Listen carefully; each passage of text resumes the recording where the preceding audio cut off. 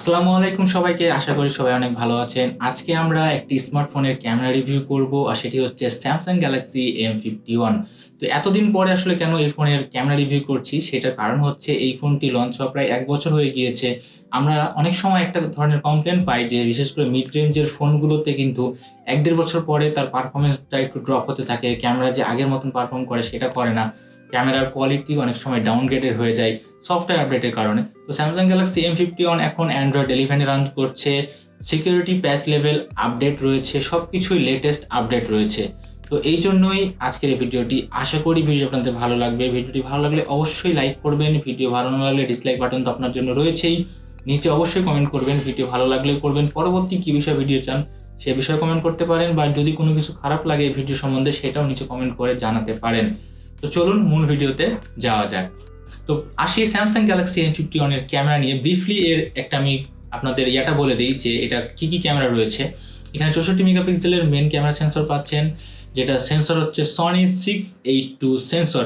Basically এটা একটি 16 মেগাপিক্সেলের ক্যামেরা যার অ্যাপারেচার 1.8, বাট এটা কোয়াড বাইন্ডিং টেকনোলজির মাধ্যমে এটাকে 64 মেগাপিক্সেলের সেন্সরের সাথে কানেক্ট করা হয়েছে। আর সাথে রয়েছে 12 মেগাপিক্সেলের একটি আলট্রা ওয়াইড ক্যামেরা, যেটি সনির তৈরি না, এটি স্যামসাংয়ের তৈরি, এবং এটা সেন্সর হচ্ছে S5K3L6 এ একটি সেন্সরের নাম। এবং এখানে 12 মেগাপিক্সেলের একটি আলট্রা সেন্সর পাচ্ছেন, সাথে পাচ্ছেন 5 মেগাপিক্সেলের ডেপথ এবং 5 মেগাপিক্সেলের মাইক্রো সেন্সর। ফ্রন্টে সেলফি ক্যামেরা হিসেবে পেয়ে যাচ্ছেন 32 মেগাপিক্সেল ক্যামেরা, যেটি সনির 616 সেন্সর, যেটি বেসিক্যালি এটি 12 মেগাপিক্সেল সেন্সর, কিন্তু এটিকে ওই বাইন্ডিং সিস্টেমের মাধ্যমে এটিকে 32 মেগাপিক্সেল সেন্সরের সাথে কানেকশন করা হয়েছে, এবং এটা অ্যাপারচার হচ্ছে 2.2 অ্যাপারচার। সো আমি আসলে খুব বেশি ইমপ্রেস হয়েছি যে স্যামসাং তাদের স্মার্টফোনে ফ্রন্ট এবং রেয়ার দুই দিকেই সনির সেন্সর ইউজ করেছে। চলুন আমরা কিছু ক্যামেরা স্যাম্পল দেখে নেই যে ডে লাইটে, ইনডোর লাইটে, আউটডোর লাইটে এবং হার্শ লাইটে কিংবা নাইটে কীরকম পারফর্ম করছে এই ক্যামেরাটি। তো এখন আমরা দেখবো M51 যে রিয়ার ক্যামেরা রয়েছে 64 মেগাপিক্সেলের সেন্সর, সেটা কেমন ধরনের ডে লাইটে ছবি তুলতে সক্ষম। আপনারা ছবিটা দেখতে পাচ্ছেন, এই ছবিটি আমি সিলেক্ট করেছি এই কারণে, কারণ এখানে বিভিন্ন ধরনের কালার রয়েছে, রেড, গ্রিন, ব্লু, ইয়েলো। তো সবগুলো কালার সে কীভাবে মেনটেন করতে পারছে, সাথে এখানে অল্প একটু স্কাই ভিউ রয়েছে, তো সেই জায়গাটা সে কীভাবে মেনটেন করছে আপনারা যদি দেখেন এখানে ডিটেলসটা, সে খুব ভালোভাবে কিন্তু ডিটেক্ট করতে পারছে সব কিছুই। এবং এখানে একজন হিউম্যান অবজেক্টও রয়েছে, সেটার ছবিটাও তুলতে পেরেছে।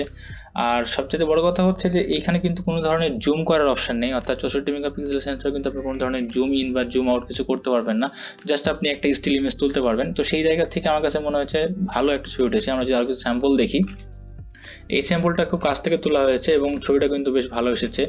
এই স্যাম্পলটা হচ্ছে সন্ধ্যার সময়, আপনারা দেখতে পাচ্ছেন যে ইয়েলো কালারটা, অর্থাৎ সূর্য অস্ত যখন যাচ্ছে সেই ইয়েলো কালারটা সে কীভাবে ডিটেক্ট করছে, প্রত্যেকটা সে আলোটা যে রিফ্লেক্ট করছে প্রত্যেকটা গাছে, সেই জায়গাগুলোতে সে কিন্তু খুব ভালোভাবে রিফ্লেক্টটাকে খুব ভালোভাবে কন্ট্রোল করতে পারছে। ইভেন পানিতেও যদি আমরা দেখি সে রিফ্লেকশনটা, সেটাও ভালোভাবে ডিটেক্ট করতে পেরেছে।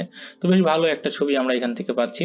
এরপরে এই ছবিটা হচ্ছে ঠিক উল্টো পাশে, অর্থাৎ সেই ডুবে যাওয়া সূর্যের আলোটা এখানে পড়ছে, আর একদম সন্ধ্যার সময় খুব ভালো একটি ছবি এসেছে। কালার রিপ্রোডাকশন বেশ ভালো, ডাইনামিক রেঞ্জগুলো খুব ভালো রয়েছে। এখানে যে একটি পাতলা একটি তার একদম শেষ মাথা পর্যন্ত যেখানে গিয়েছে, সেই জায়গা পর্যন্ত এটা ডিটেলসটা ধরে রাখতে পেরেছে। এটা আমি খুবই হ্যাপি যে এই ডিটেলসটুকু ধরে রাখতে পেরেছে।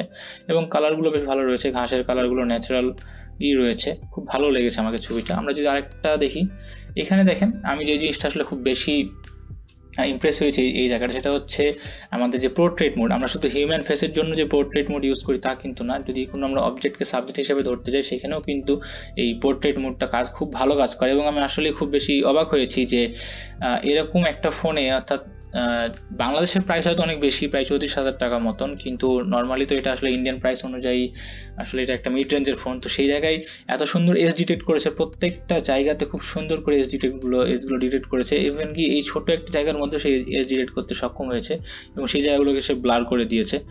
খুবই ভালো পারফরমেন্স আমি পেয়েছি M51 এর রেয়ার ক্যামেরার পোর্ট্রেট মোড থেকে। এবং এটাই একটি ছবি, যে ছবিটা হচ্ছে যে আমরা ইনডোর লাইটে ছবিটি তুলেছি 64 মেগাপিক্সেলের সেন্সর দিয়ে। কোনো ধরনের যেহেতু night mode, dedicated night mode নাই 64 মেগাপিক্সেলের জন্য, তো সেখানে আমরা 64 মেগাপিক্সেলের জাস্ট ইনডোর লাইটে ছবি তুলেছি। ছবিটি যথেষ্ট ভালো এসেছে, খারাপ নয়, তবে কিছু কিছু জায়গায় একটু নড়ে গিয়েছে বলে হয়তো একটু ব্লার হয়ে গেছে, কিছু নয়েজ এখানে ক্যাপচার করেছে। সো 64 মেগাপিক্সেলের সেন্সর যদি ভালো পরিমাণে লাইট থাকে তাহলে অনেক ভালো কিন্তু ছবি তুলতে পারে। তো এখন যদি আমরা আলট্রা ওয়াইডে চেক করি, ডে লাইটে কিন্তু খুব ভালো ছবি তুলছে এবং অনেক জায়গা কিন্তু সে ক্যাপচার করছে। একটু আগে আপনারা একটা ছবি দেখলেন, যে ছবিটা আমি দেখাইছিলাম, এটা জাস্ট এই জায়গাটুকু ছিল, সেটা কিন্তু অনেক বেশি এরিয়া নিয়েছে এবং ডাইনামিক রেঞ্জ আমার কাছে খুব ভালো লেগেছে, ডিটেলসও যথেষ্ট রয়েছে এবং খুব ভালো মানের ছবি তুলেছে। এখানে যে আপনারা একটু ব্ল্যাক শ্যাডো দেখতে পাচ্ছেন, এটা আমার ফোনের ক্যামেরার কাভারের জন্য হয়ে গিয়েছে, সো এটা আপনারা একটু ইগনোর করতে পারেন, বাট ছবিটা কিন্তু বেশ ভালো এসেছে। আমরা যদি আরেকটা দেখি, এখানে আমি একটা আপনাদের জাস্ট অপশন দেখাচ্ছি যে এটা কিন্তু 64 মেগাপিক্সেলের সেন্সর দিয়ে তোলা ছবি, এটা কিন্তু আসলে আলট্রা ওয়াইড দিয়ে না। এখানে দেখেন কালারগুলো কত সুন্দর স্যাচুরেটেড হয়ে আছে, রেড কালারটা বলেন, গ্রিন কালারটা বলেন, লেখাটা বলেন, এখানকার যে একটা দাগ রয়েছে বা এই যে বিস্কুটগুলো, প্রত্যেকটা কিন্তু বেশ ভালোভাবে এসেছে, কালার রিপ্রেজেন্টেশন অনেক ভালো এসেছে।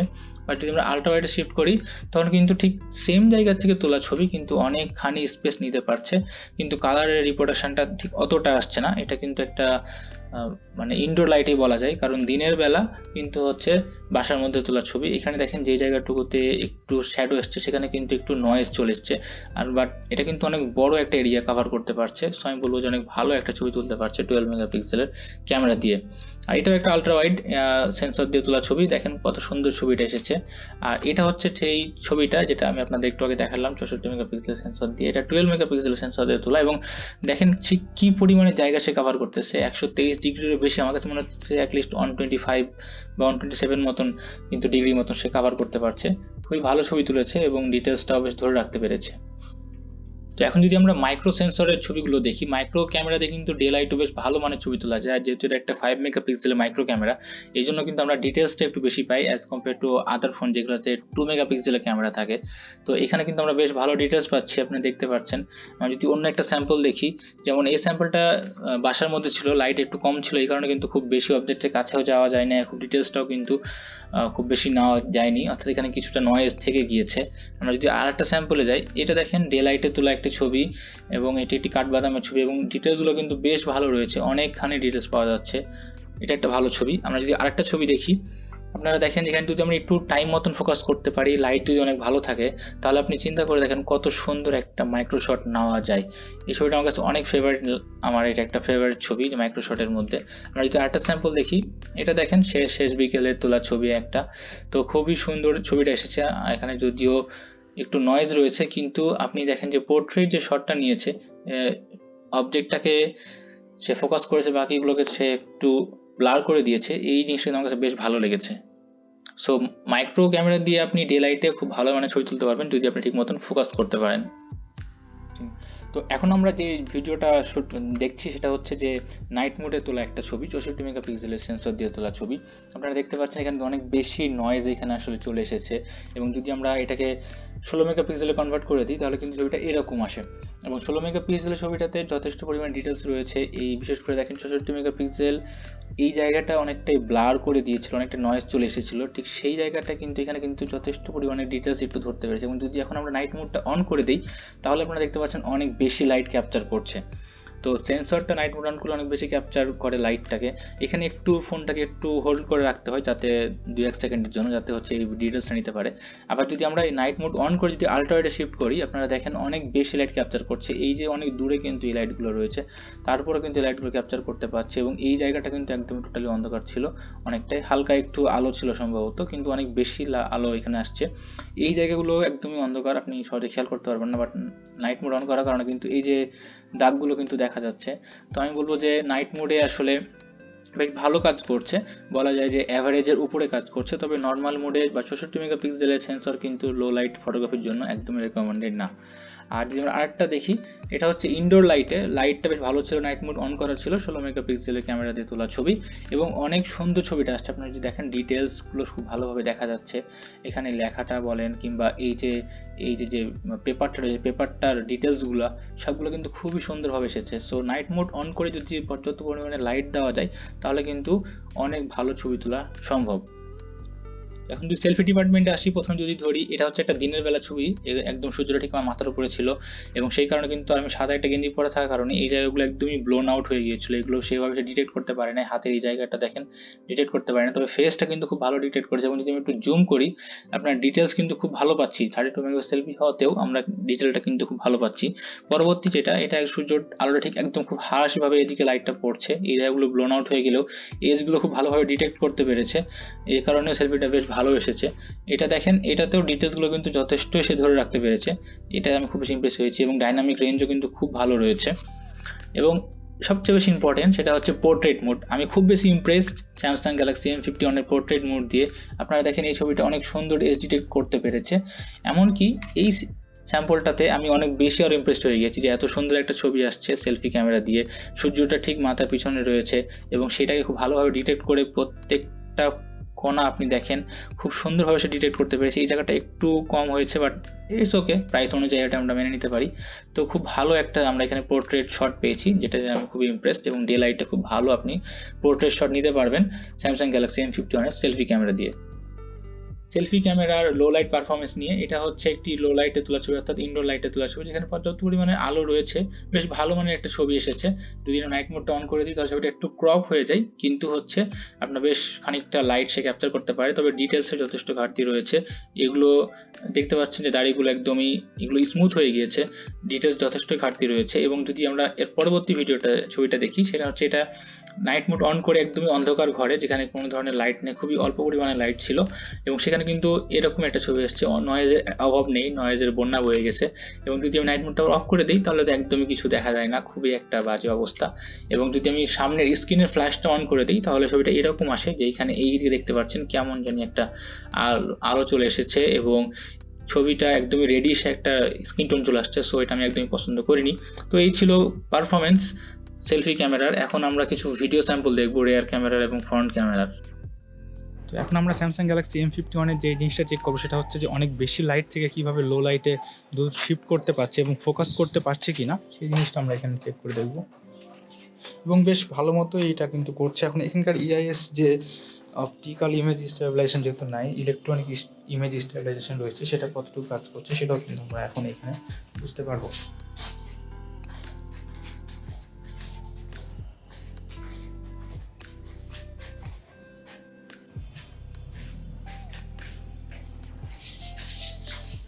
আমরা এখন একটা ফ্রন্ট ক্যামেরা দিয়ে চেক করছি এটার EISটা কতটুকু কাজ করছে এবং এটার যে হাইলাইট এবং লো লাইট সেটা সে কতটুকু ফোকাস করতে পারছে সেটা কিন্তু আমরা এখানে দেখছি। আশা করি আপনারা বুঝতে পারবেন যে M51 কতটা ভালো কাজ করছে। তো এখন এটা প্রায় সন্ধ্যার সময়, সূর্য অস্ত গেছে, আর আমরা ফ্রন্ট ক্যামেরা দিয়ে 4K-তে 30 fps ভিডিও শ্যুট করছি। বেশ কালার যে রিপ্রোডাকশন বেশ ভালো, এবং লো লাইটে বলা যায় এটাকে লো লাইটই, কারণ অলরেডি সূর্য ডুবে গেছে, খুব ভালো কালার রিপ্রোডাকশন পাওয়া যাচ্ছে। আশা করি আউটপুট আমরা আরও ভালো পাবো এবং মাইক টেস্টিংও বেশ ভালো পাবো। তো এটা আমরা ইনডোর লাইটে 4K 30 fps ভিডিও শ্যুট করছি।